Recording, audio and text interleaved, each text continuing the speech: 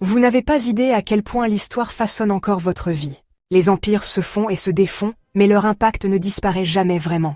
Et si je vous disais qu'un royaume oublié a changé notre façon de commercer, de communiquer, et même de survivre?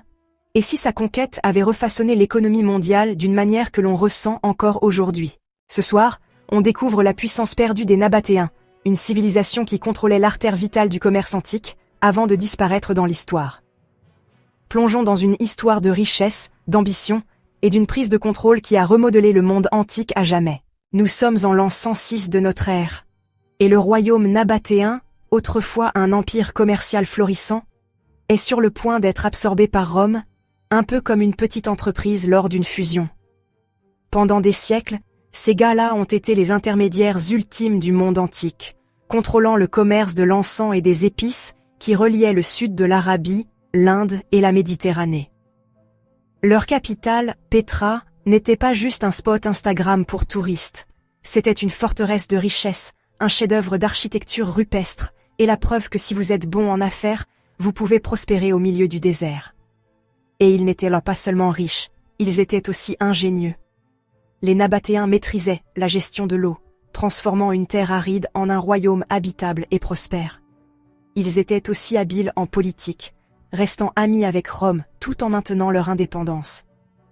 Mais voilà qu'arrive l'empereur Trajan, un homme connu pour son expansionnisme.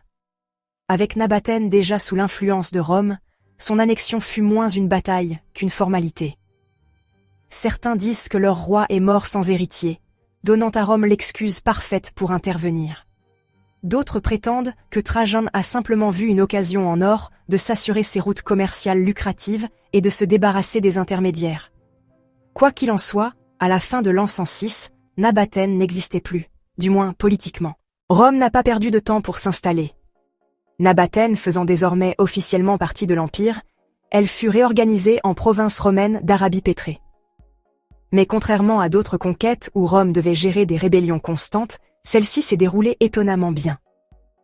Pas de dernier combat épique, pas de soulèvement dramatique, juste une transition en douceur d'un riche royaume indépendant à une région romaine payant des impôts. Les Romains se sont immédiatement mis au travail, construisant des infrastructures pour sécuriser leur nouveau butin. La Via Nova Traiana, une route majeure s'étendant de la mer Rouge à la Syrie actuelle, est devenue l'épine dorsale du commerce et des mouvements militaires dans la région.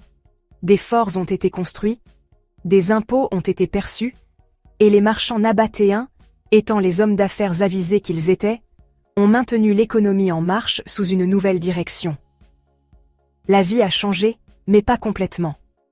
De nombreux Nabatéens se sont adaptés à la domination romaine, leur culture se fondant progressivement dans celle de l'Empire. Le plus grand bouleversement? Le commerce. Nabatène avait toujours fonctionné grâce à un réseau décentralisé de marchands indépendants et de villes caravanières, mais Rome préférait les choses un peu plus organisées. Avec le contrôle direct sur Nabatène, l'Empire a resserré son emprise sur les routes commerciales arabes, imposant des taxes et des réglementations qui profitaient à l'économie romaine. Pendant ce temps, la mer Rouge est devenue une plaque tournante encore plus cruciale pour le commerce maritime, l'importance des ports en Égypte augmentant. Au fil du temps, ce changement dans le commerce a lentement diminué la domination de Pétra. Les routes commerciales même, qui avaient autrefois enrichi les Nabatéens, étaient détournées, et leur influence s'est estompée au fil des siècles. Au fil du temps, les priorités de Rome ont changé. Au IIIe siècle de notre ère, l'Empire était confronté à l'instabilité économique, aux pressions frontalières et aux conflits internes. Le commerce à longue distance a diminué, et avec lui, l'importance de Pétra et d'autres villes nabatéennes.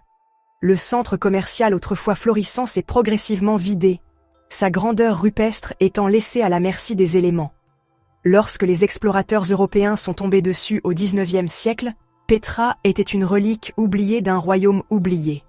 Mais bien que l'indépendance politique de Nabatène ait disparu, son impact sur le commerce, la culture et les infrastructures est resté.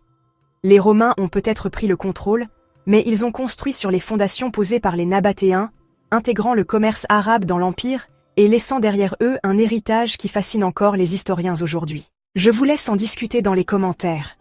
Quel autre empire oublié mérite plus d'attention? Vous pouvez nous soutenir en vous abonnant si ce n'est pas déjà fait.